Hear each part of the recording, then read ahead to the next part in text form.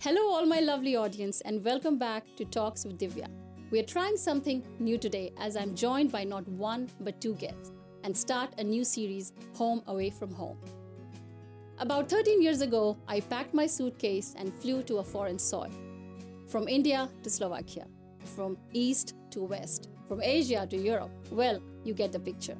And yet, as I sit here sipping my warm cup of tea on a cold winter day, I feel very much at home. So how does this transition happen? What aspects of our life changes as a foreigner living in a foreign country?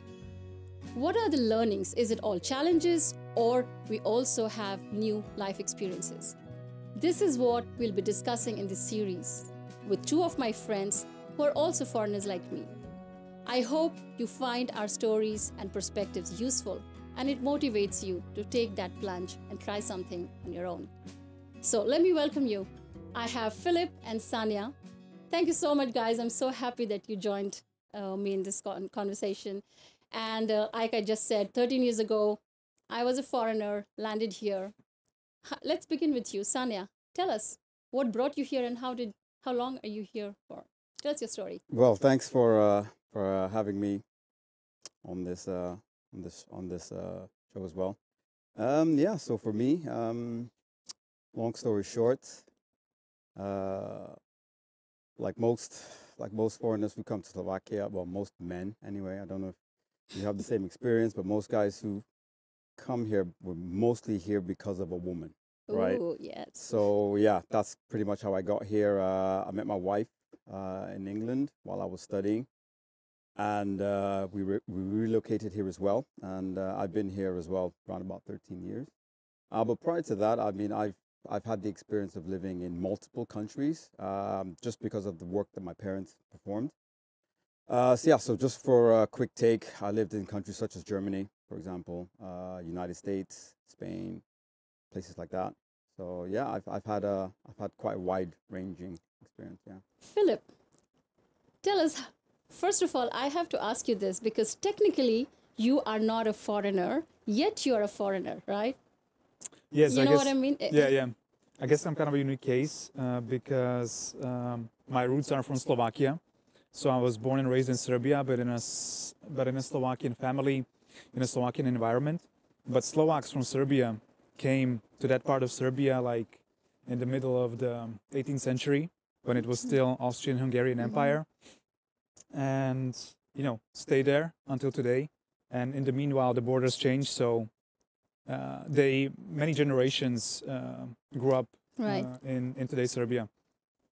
So yeah, I'm from that part of Serbia, so I'm Slovak. Slovakian language is my mother tongue, um, and yeah, I came to Slovakia when I was 18 or 19 years old, just after high school. So came here for university, and I've been here since then. So 13 years, just like Sana. Wow. 13 years. How do you define? Does it feel like home here? Comparing home, so what elements of home do you miss or do you find similar here? Yeah, it's a tricky question, and it's a question that I thought about a lot, like since my at least teens, and I think it's a question that I'm going to be revisiting probably until the day I die. Just like revisiting what does home mean to me? How do I define it? Can a person have one or multiple homes? Yeah. So for me, Serbia never felt like home. Slovakia feels more like home, and especially Bratislava. This city is like my primary home. I always say, like, whenever I talk with someone about this, I have two homes. Bratislava is my main home, and the second one is in Serbia, in my hometown, where I still have my parents, a couple of close friends, but in general, mentally and obviously physically, most of my time and energy is here in Bratislava in Slovakia. So obviously it wasn't like this since the very beginning, since 2009 when I came to university. But probably for the at least, I don't know, 5 or 6 or 7 years, I've been viewing Bratislava and Slovakia as my main home and the place where I feel, all things Yeah. considering, the best. Because it's interesting, when we say home, it also means, beside obvious things like your family, food, language, culture, the values. Yeah. That's very important. So you just mentioned that you feel at home here because Yeah. of the values. Is it because they are at a high level? It's the same, if I may, right? Not so much Slovakia, about not because of the values so much. Just like all things together. Yeah. Like I have most of my friends here. I have my family here, my sister with her family, so that's an important part also why I feel at home here. It was more like a connection, wasn't it? Like Yeah. like a Similarity? emotional connection, I guess. Exactly, so. and just a mentality. Like I travel to let's say about 20-30 countries, but I spent more months just in probably 4. So Serbia, Slovakia, Portugal, where I stayed for 1 semester during my university studies, and the US, where I went for one year to high school. Yeah. So I guess when I was traveling, I think when traveling, a person gets just that kind of like surface level view of that country and culture. So when comparing these 4 countries where I stayed for a longer time, Serbia, Slovakia, Portugal, and the US, all things considered, I feel most at home here. Right. Okay. I mean, for me, I get that. I mean, for me, from my experience, home has evolved, right, over the years. It's evolved, like from when I was a kid. We traveled quite a lot, so it was just like the next place, the next country was home, right? Of course, my home country, Nigeria. I spent I wouldn't say considerable amount of time, but I spent a substantial amount of time there. So I did connect with the country as well, my friends and my family there as well. But since I've moved here, home, this literally has been, I mean, it's literally become home for me. Like, because for one, I've lived here longer than I've probably lived anywhere else already, all things considering. And I think, my family's here, of course, because my nuclear family is the most important to me, my wife, my kids, my 2 daughters, But also the fact that what's made it easy for me is I was able to embrace the culture easily. I think that stems from my experiences, right? So I guess it evolves initially as a kid, it's with your parents where you go and you just blend in. Like in my case, for example, when we traveled places, we didn't stay for a few weeks or a few months. We were there for years, a couple of years to 4 years in some places.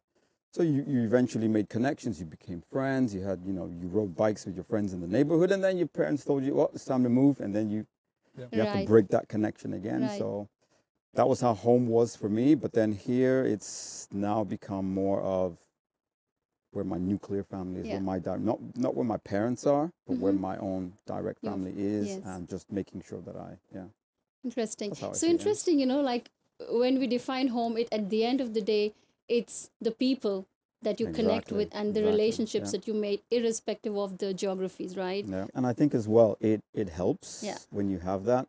In some cases as well, especially, in Filip's case, for example, he has a historical connection to Slovakia, but for us that we didn't initially have that, having the family helps put the roots in place as well. Yeah. Because, I've met people here who, for example, maybe they came to study and they've been here for a few years, but you can tell that they still there's a disconnection from, the reality of living here versus where they're from. There's that disconnection remains for years.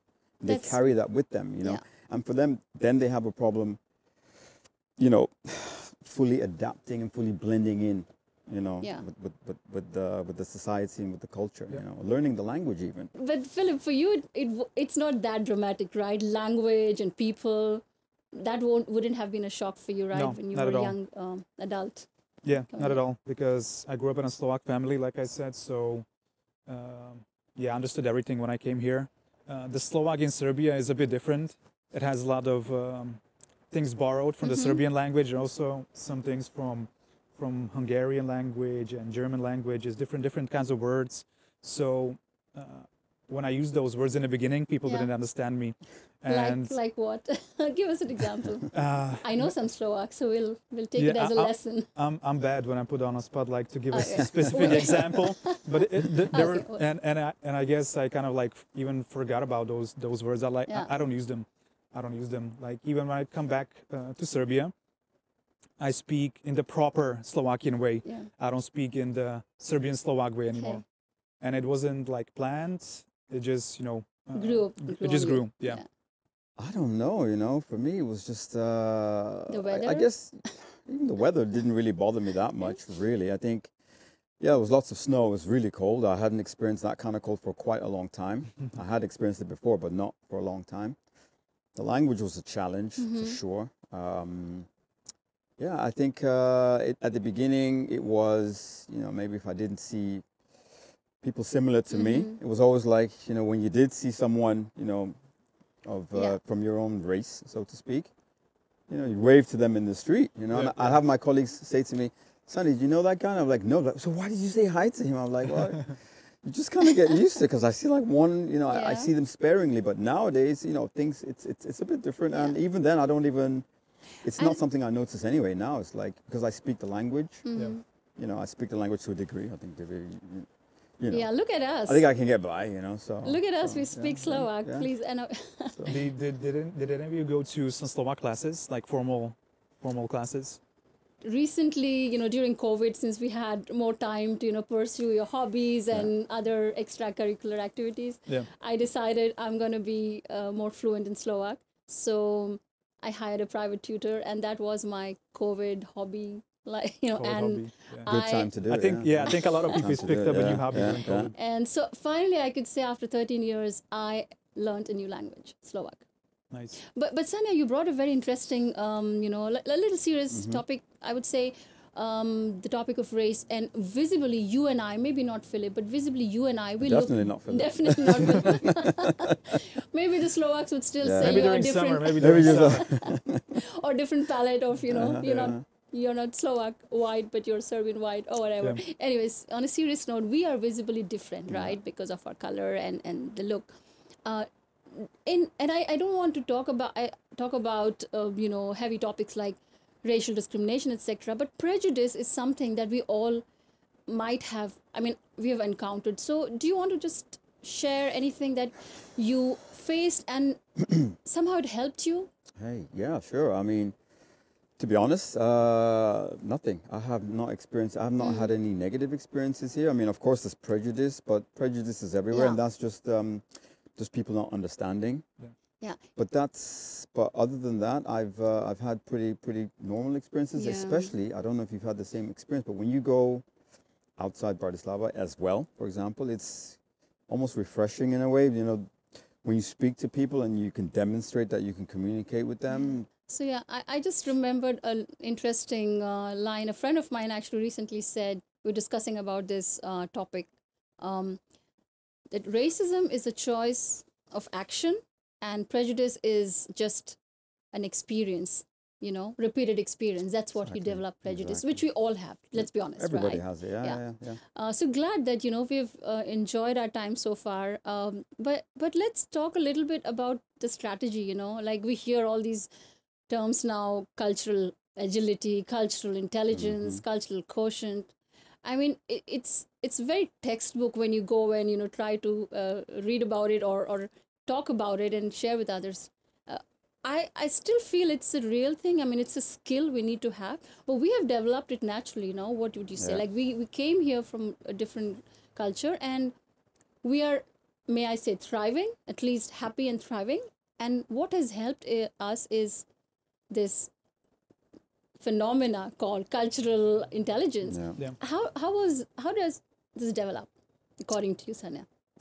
I guess it's an evolution of time, isn't it? Like, with the modern society. Yeah, but tell us about your strategy. Like, was there anything in particular that you can really reflect back and say, hey, this is what has helped me? I know you've talked about people and, to be yourself and to not... I think, for example, for me, it's having an open mind and being prepared to try everything. Mm-hmm. For example, we had, slivovica, the drink. Yes. Tried that, of That's course. Steve for the record. It's I didn't say no to that. Of course, when I got to, we all like a bit of alcohol, don't we? Had that, you have the food. Of course, different tastes at the beginning. It's a big change from what you normally eat to trying that. And, I've had people who, they're trying something for the first time, but they don't know how to react, Right. But for me, it was keeping an open mind, trying the food, speaking the language. I remember, I'll give you an example, which was quite funny. We were renting, the first place we rented in Bratislava. So we met the guy, the landlord, and when we saw the place, we had a look. Okay, we said we liked it, we're going to take it.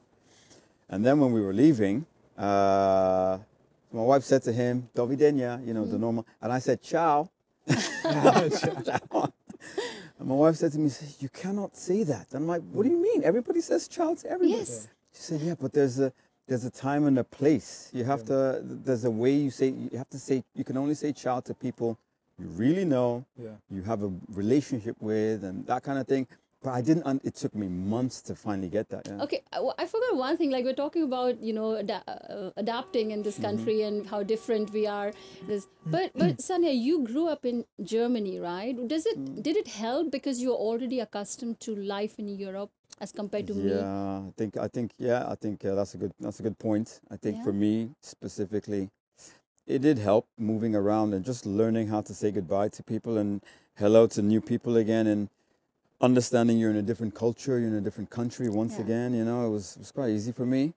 So the prospect of moving to Slovakia, I wasn't daunted by it. I wasn't. I had no concerns about it. I was pretty open to doing it, and my first thought was, okay, blend in, understand the language, learn things quite quickly as you can. So you can fit into the society pretty well. I think I met people here, from Africa, from other places, and I was told by one guy actually I met on the tram one day. I was coming from work, going to have lunch, not far from here, and he just came up to me, started talking, and he was just suddenly open. He was getting out 2 stops down from where we got on, but in those 2 stops, he told me that, dude, like 90% of people don't even finish school here. Wow. Like because they struggle to adapt, because they've been in their country for such a long time, in that environment for such a long time. The change, the cold weather, a lot of them struggle to adapt with the weather or the language, things like that. The food, they don't. It struggles for them. Then there are. You mean the people growing up here? So for some foreign people who come, to study, for example, if you're not used to multiple it is a big change. Actually, then you could struggle, right? Yeah, I think actually it's a very brave thing to do because, like they say, I don't know how much of this is true. I mean, statistically, 50% of Americans, they don't have a passport.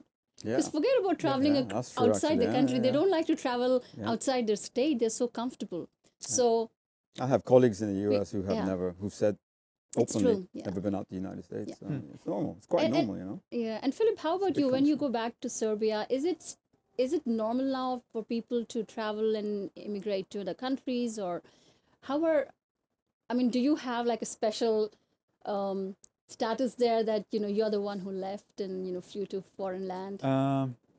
No, I don't have any special status. I have a Serbian passport. That was my first one, obviously, since I was born there.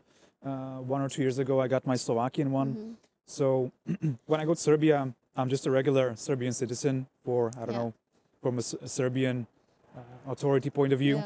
So I have my residence there. I don't pay any taxes there. I pay taxes only here in Slovakia. So yeah. So I'm still very keen to know from, very curious, Filip, that you don't have the barriers like language and food and probably a little bit of culture, tradition and all, but still, is there something that makes you feel that you're a foreigner here? And probably sometimes out of the place? Yes. That feeling is not strong, but I think it will always be there. Yeah. obviously it was stronger when I came, and just as time went on and I felt more at home here and made more and more friends here, got used to the whole culture and everything here. I don't feel like a foreigner. Yeah. But since I was born and raised in another country, I think That that feeling is going to be there all the time. Yeah. But also when I was born in Serbia, I felt like a foreigner there because I came from a Slovakian family, grew up in a Slovakian town, and the Slovak community, at least back then, it was really like quite isolated. We were like our own island. We had our own schools, our own media, own textbooks, everything. So obviously we knew all of us are bilingual there. So it's something like it's quite always like interesting you that, will yeah. always be a foreigner in both the places, like caught between. I think Two these days, cultures I think and- these Exactly. these days, the way the world is so interconnected. Yeah. It's like, especially Gen Z, they don't even. There's no borders now. Yes. Because everything is internet. Everything just overlaps, doesn't it? Right. So there's no feeling. It's like in the old days when I was younger and we did this kind of traveling, right? I remember when we got to the new country, you have literally cut off the old country. Because you get in, TV is different. You put on the TV, you can't watch anything you had from home unless you had it on tape. Yeah. Now I can travel to I can go to India and put on Netflix and still watch the Nigerian Exactly, stuff. Right. I can go on the internet, watch YouTube. I can speak to people on video, stay connected with them. I mean, in those days, That's a very interesting do you know point. what I mean? So I it's mean, I like- don't want to disclose my age, guys, but when I came, we still didn't 18 have years Indian old? Oh my God. telenovelas and teleseries in the channels here, and I felt that missing, and it was a big deal for me. There was a major crisis because I was so hooked on to watching Indian news, Indian TV, and of course now we have Netflix and whatnot. But yeah, but jokes aside, I think really it helps to keep an open mind, and I would list out a few things that I kind of, in retrospect, I realized that it helped me a lot. One, of course, having an open mind, but very important to have this cultural humility, because we often tend to feel and think and believe that our culture is, let's say, best or better than yours. But, and it happens a lot, and especially in, coming from the Eastern society, we have this a little bit of prejudice, belief that, we have the best of all cultures, right? But having this cultural humility that no culture is good or bad, it's just different, it really helps. I mean, look at me, I'm from India and living in Slovakia, and I feel that it's just different, and I really enjoy the best of both worlds. It would have not happened if I did not keep this humility in me. And I think that was one of my, if I may share with friends, who are planning to make this decision. And that's one. And the other thing is just be vulnerable. People are so, I often feel people come with so much of well prepared, and all the tools and lessons and knowledge they think they have. But then they become lonely and they don't share, they don't reach out. Yeah. Well, I'll give you an example. When I came here, and because we are like, I crave for my food, for my festivals, for my people, for a while. So I started looking out for the expats from my country, the embassies and the events that they organized, and still it didn't help. I still felt lonely because you don't spend majority of your time with the expats. You're building a life here. You go to a workplace where everyone is a local. You walk around, everyone is local. So I stopped doing that. I stopped being part of expat group and hanging out just exclusively in these international mixers. And what I did was I just invited myself to to my local friends' events, often shamelessly, like, yeah, I'm free, can I join you guys? So integration for me means really, literally hanging out, living life and enjoying life with the locals, and consciously cutting yourself off from, I mean, yeah, your native, or letting it expat even happen foods, yeah. naturally, right? Like it just kind of happens because you're in another country, right? Yeah. So, Exactly. That's what I did when I came here. A lot of people from my background from Serbia came here to Slovakia to study. So I knew literally dozens or maybe hundreds of people that were here that I maybe knew personally. And since the very beginning, it wasn't interesting for me to go to the comfort zone and just be with them. Yeah, exactly. I was always interested to, get to learn the Slovaks here Yeah. and other people. So since the very beginning, I was always more interested in hanging out with them more, getting to Yeah. know their way of life, doing new things that Slovaks from Serbia don't usually do, Yeah. etc. So I don't. This for me, this came naturally because it's just the way, I guess, I am from the very beginning, from my childhood. I was always interested in everything that's different from me. Yeah. I was always open-minded, so this helped me a lot to integrate and to make friends here. So I mean, like in my case, like echoing exactly what you said, I do the same here. I try to, I hang out with the guys. We play sports. I've joined groups that play sports. So I'm playing football with guys. I'm playing tennis. We go out together. Those kind of things. And while I don't pursue anything consciously from my country, I can still stay in touch with my country through other means. For example, like on the internet, for example, with watching. Talking of sports, do you play cricket in Nigeria? Oh yeah, we So do. that's what but we we're, missed, but we're right? rubbish. We're rubbish. But yeah. I think we're rubbish. I don't think we're that I good. miss the cricket. cricket is the biggest sport in India, Biggest right? sport in Yeah. India, and funny thing, I don't play cricket. I know how to play, but it's not that I had a team and I was playing cricket. But when I came here and I met, I think, a British colleague, he said, "You know what? We have an Indian British cricket team here in Slovakia." Really? It gave me such joy. It was music to my ears. Did you Because play? these are the small things that make you feel at home. Yeah. The sports. So guys, one thing that we didn't touch yet, or maybe we did, was cultural stereotype. When we talked about prejudice and how we miss our home, there are big aspects of stereotypes, right? Yeah. We all have cultural stereotypes, right? Is there anything that your culture has and you had to address it here or face it here? Would you like to talk about that? Philip, you want to go first, or should I go first? Or? Yeah, I can. I guess I don't know if I ever experienced some kind of stereotypes from other people.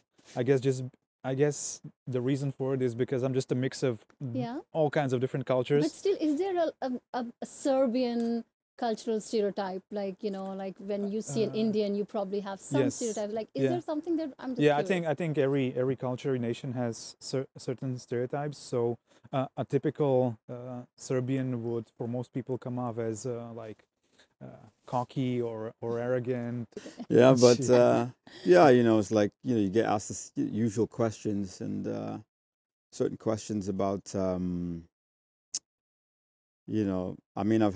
remember once a friend of mine, won't mention the nationality, but we were young then anyway, and he assumed that when I would return to my country that we would get in a Jeep and we would drive down a dirt road to my house, which would be, and I was like, dude, no, man, no, where did you get that? I was like, no, but that's all he knew, that's what he assumed Africa was like. So it's one of those, you just have to kind of, and just explain to people that, there are other parts of Africa. It's not just, that's Right. the exotic thing about Africa, yes, but, breaking that, and I think it's very important to know about this stereotype because I think we represent what is not true about the stereotype, and hence we are kind of helping the people break those stereotypes and help help them understand a culture better, right? Exactly. And I was thinking how much your own culture in our lives plays an important part, of our own identity. Like we grow up in a certain land, in a certain setup environment. So the culture really plays a very important role in developing our personalities and we as our own individuality. We can't uproot that, right? We can't take that away. And at the same time, we need to embrace something new from the new cultures. So what do you think, how much of our own culture should we retain or how much should we let go? to survive and thrive in a new culture? I guess, yeah. Yeah, that's a good question. I mean, it's like finding the right balance, isn't Like, it? do you Right? always believe and think that you should represent yourself? You think like a Nigerian living in Slovakia, but you think and you, in essence, you are It depends. Still- Depends. Yeah, it depends on the topic, of course. You know, but I think for me personally, I think it's more of a case of, as we mentioned earlier, not seeking out the culture itself. So for me, it's more of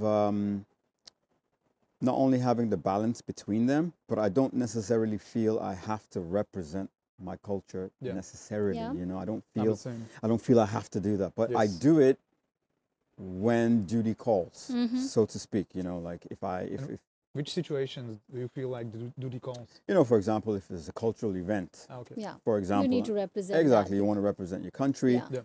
But then, you know, if I were to attend like a wedding, you know, and I'm asked to dress in my traditional wear, I would do that as well. Yes. That's Yes. another Yes. representation. Yes. Or if I'm asked to dress in the traditional wear of, you know, the wedding I'm attending, they say, okay, Right. there's a Yeah. I'll do that as well, you know. Yeah. So it's a case of just I wouldn't feel like, well, I have to dress in Right. my attire. You know, how dare you know, Don't don't let- make me not dress into impose. something Yeah. else. It's not my culture. I want to, you know, that kind of thing. So it's all about, you know. here and Philip, there. what do you have to say about that? Yeah, for me, nationality was never important. I never identified either with, you know, the Serbian nationality or the Slovakian. I guess for two reasons, because I'm from this unique multicultural background, and also my parents, like my whole family, nobody was like nationalistic. Nobody was like, oh, Serbia or oh, Slovakia, or we are proud Serbians, we are proud Slovakians, which I'm very grateful for, because I don't understand people that are proud for something that they like couldn't influence, that they just Yeah. got just by being born. Yeah. Inherited, yeah. just like that. Yeah, I don't know. It's just not my thing. I think that people should be proud just on the things that they, you know, created or build or yeah. said, either proud or ashamed or whatever. Yeah. It goes both ways. I don't think someone should be ashamed for something that, you Right. know, That is associated with, with the their- history of with- your country, exactly, or with which the you couldn't culture. influence. Yeah. Like, I don't think present day Germans should be ashamed about what happened Right. in the middle of the century, Yeah. or I don't know. There are different examples like that. So I never identified with the whole concept of nationality. I never liked labels. For me, I always viewed myself as just like a mix of all different kinds of cultures. global citizen. Global citizen. Global Yeah, citizen, that's- global nomad. Yeah, Yeah, exactly. yeah. That's how I like to view myself. If I would have to like make it a bit more specific, it would be European, Yeah. because okay. I like the idea of Europe, and that, you know, Yep. that the differences unite us. I Yep. think that's the like Yeah. actually the motto of the European Union, united in our differences. Yes. And I like this idea. And so, yeah, and the third culture that we didn't get to mention today, at least I didn't, is the American culture, which influenced me greatly since I was a kid. You know, from movies, from music, and I think I got my values and my you know, view on society, on the world, mainly from the American culture. I think and that raises something I heard from Chris Rock, the comedian. Yes. I think it was on one of his shows many years ago, and he was talking about he was cracking a joke, and he said, you know, about people, you know, saying, hey, I'm from, you know, this is my nationality and this and that. He says, you know, you were born, when you opened your eyes, that's what you were. You didn't pick it. Yes. Yes. So be thankful that that's what you opened your eyes, and you were whatever nationality that you were, that you're proud of. Because Right. he says you could have woken up and been from some, you know, Yeah. some really poor country in a very bad situation. That's what Yeah. he implied basically, and I remember that, and that sticks with me quite often. Like, you know, people who drive that nationalist view and all of that. You know, at the end of the day, you know, like you said, it's just Yeah. circumstance. You know, Yeah. you could have been anywhere else in the world. It could have Yeah. happened to you anywhere else in the world. Yeah. And you know, you didn't choose that. It just happened to you. Yeah. So remember that, you know, when you look at other people, when you have your, whether it's negative prejudices or whatever, you know, always remember these things that, okay, you know, I am who I am because of circumstances, Yeah. not Yes. exactly that I got to pick or anything. Yeah, like and I that, think you know. to a large extent, culture is a social construct, guys. Yeah. It's made by human. Let's be honest. Yeah. You know, where you grow up. So it is not something like a natural science phenomena that you cannot change. We can always change. I mean, look at us, like three of us sitting here and really relating to, you know, so many things. This is a culture in its own, you know, Exactly. like we need this mindset, I think. Guys, I can go on and on. Hope to I'm come back and shivering. continue the My conversation. Yes, the tea Yes. is not helping, but thank you so much. And I hope we'll talk again soon. Thanks, Divya. Thanks. Thank you, Divya. Thank you. Thank you. Thank you so much, everyone, for watching. I hope you liked our conversation. You found our stories and perspectives useful. And if you did, please leave your comments, anything that you would like to discuss under this theme of culture and living away from home. Please do not hesitate to leave your comments there. And until next time, thank you.